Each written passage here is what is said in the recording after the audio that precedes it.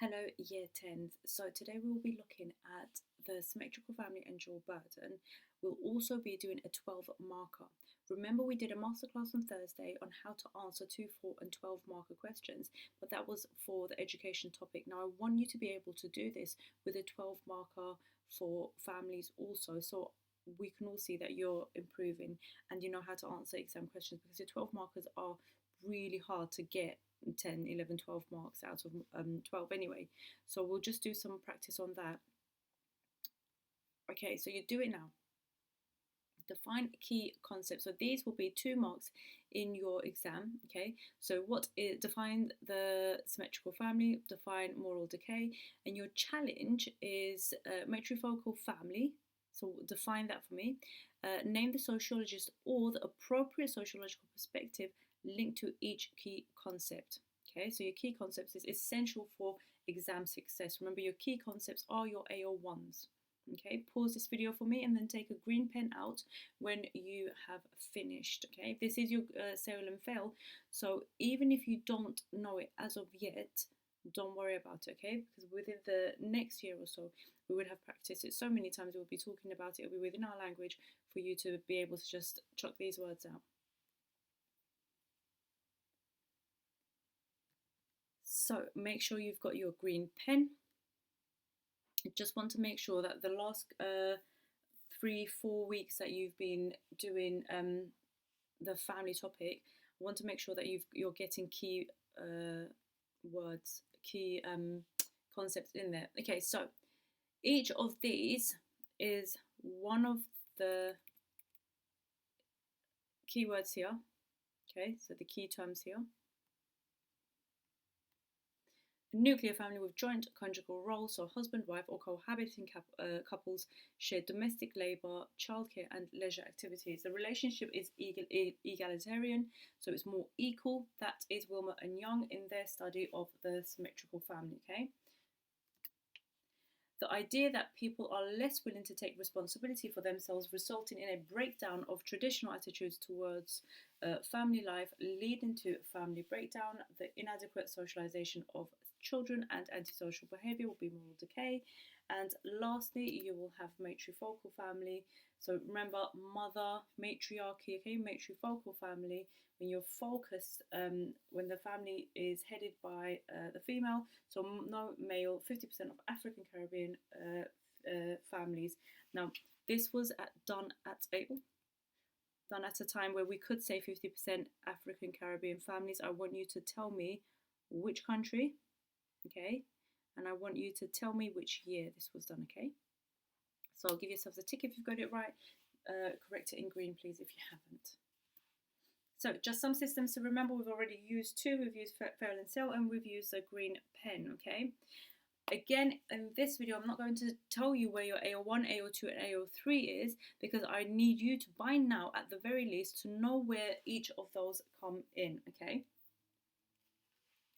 So your learning objectives is to know what the key concept dual burden means, to understand how the domestic division of labour has changed, and to be able to apply sociological research to a 12-mark exam question.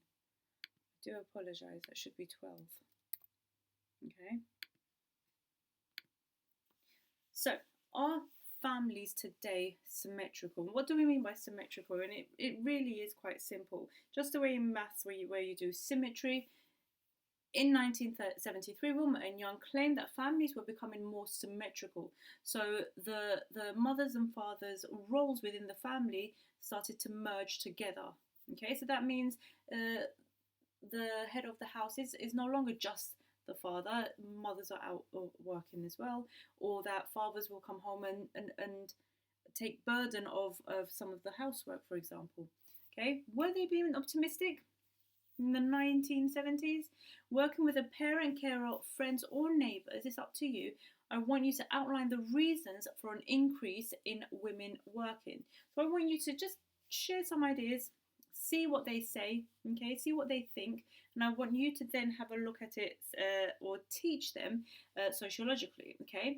So your challenge is to link in sociological perspectives. The simple fact that we've got optimistic here Well, where do we think Wilmer and Young stand in terms of our perspectives? Do you think they are feminist? Do you think they could be Marxist or functionalist? Where do you think they stand? So when you come up with some of your answers, link in your sociological perspectives there, and pause this video until you're finished, please. So, do you know? Do you know what the Gender Equality Legislation Act is? Do you know the Equal Pay Act, Sex Discrimination Act, Equality Act? So government incentives put in place by New Labour, for example, 97 to 10 offered free childcare provision. Now, if you don't, this is your research piece of work, and I don't expect everyone to know, because we haven't done social policies in the family, so you don't necessarily have to know as of yet. But today is the day you are going to research it, okay? Or this week you'll be researching it. So when you've done that, what I want you to do is I want you to really focus on our government, and I want you to find out if everyone has supported these changes. Okay, then I want you to give reasons and AO2s for your answer. So our coalition government reinforced traditional ideas about roles in line with the new right. Feminists argue that women are experiencing greater pressure to do everything, so the dual burden. However, postmodernists suggest that greater individualism can lead to more negotiation. What do I mean by these? Okay, so I want you to obviously take notes, but I also want you to be able to understand what these three sentences mean. Okay, if you're really quite confused, let me know. But this means you need to look into the coalition government, what feminists argue about in terms of the dual burden, and how postmodernists see the family. Okay. So, do women really experience a dual burden? I want you to watch this clip and outline some evidence that they do. Okay. Then I want you to, as a challenge, I want you to tell me if men experience a dual burden too. Sociological evidence of labour division. So working with a friend, carer, parent, carer, friends or neighbours, read through the research in the envelopes and answer the questions set. Now, I don't have the envelopes obviously, so I will put it up on Google Classroom for you, okay? So use those. Your challenges, what are the methodological challenges in measuring responsibility for domestic work, okay? So in terms of your research methods, how can we possibly, as sociologists, measure how and which responsibilities are put upon which gender? Okay, why might that be difficult? Okay, so is experience the same for all women? So what factors will influence experience? Have a look at your hint.